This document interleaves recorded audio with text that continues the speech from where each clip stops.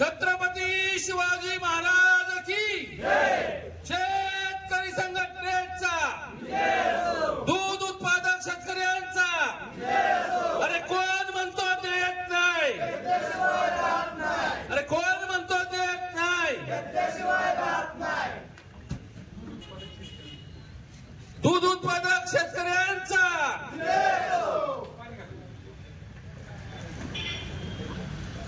दूध उत्पादक शेतकऱ्यांचा दूध उत्पादक शेतकऱ्यांचा सरकारनं जाहीर केलेला 34 रुपये हमी भाव शेतकऱ्यांना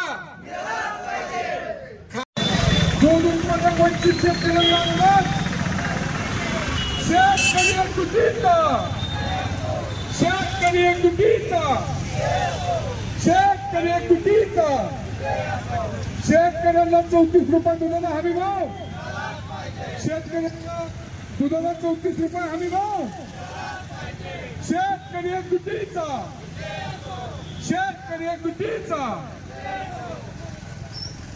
दूध अनुदान वंचित शेतकऱ्याला अनुदान दूध उत्पादक वंचित शेतकऱ्याला अनुदान शेतकरी एकजुटीचा शेतकरी एकजुटीचा शेतकऱ्याला दुधाला 34 रुपये हमी भाव शेतकऱ्याच्या दुधाला 34 रुपये हमी भाव दूध उत्पादक अनुदान वंचित शेतकऱ्यांना अनुदान दूध उत्पादक वंचित शेतकऱ्यांना अनुदान शेतकरी एकजुटीचा शेतकरी एकजुटीचा शेतकऱ्याच्या दुधाला 34 रुपये हमी अनुदान शेतकऱ्याच्या दुधाला 34 रुपये हमी भाव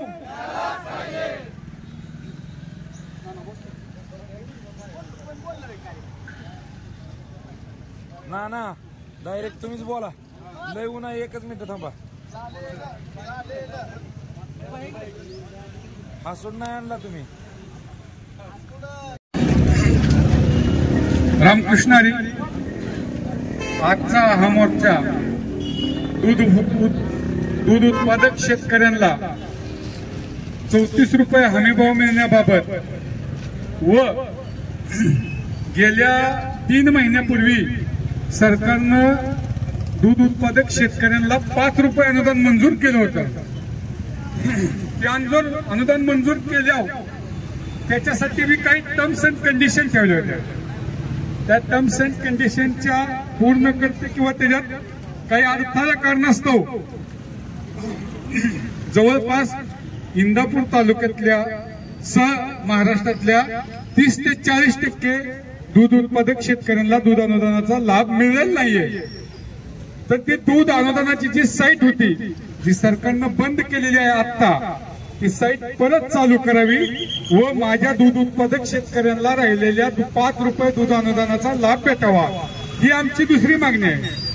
आमची तिसरी मागणी अशी आहे की जी सरकारनं दुधाला 34 रुपये हमीभाव मंजूर केलेला आहे. एक गोष्ट प्रामुख्याने लक्षात घ्यायची गरज आहे मित्रांनो, सरकारनं 34 रुपये हमीभाव मंजूर केलाय तसं तर माझ्या दूध उत्पादक शेतकऱ्यांना दुधाचा लिटर प्रति लिटर भाव हा 90-100 रुपये दिला पाहिजे. ठीक आहे 50 तर दिलाच पाहिजे. पण आज तुम्ही 34 रुपये स्वतः हमी भाव करता आणि 34 रुपये देखील माझ्या शेतकऱ्याला देत नाही. आणि जे खाजगी दूध संघ आहेत ती 34 रुपये दूध हमी भाव शेतकऱ्यांना मिळावं यासाठी आपला मोर्चा आहे. आपला तिसरा मुद्दा असा आहे की या 34 रुपयाच्या हमी भावाचं जे परिपत्रक आहे त्याचं पालन जे खाजगी दूध संघ व सहकारी दूध संघ करत नाहीत, ज्याच्यामुळे माझ्या दूध उत्पादक शेतकऱ्यांवर अन्याय होतोय त्यांच्यावर कडक कारवाई झाली पाहिजे. अगदी मी सांगतो की खाजगी दूध उत्पादक संघाचे आपले खाजगी दूध संघाचे परवाने रद्द झाले पाहिजे.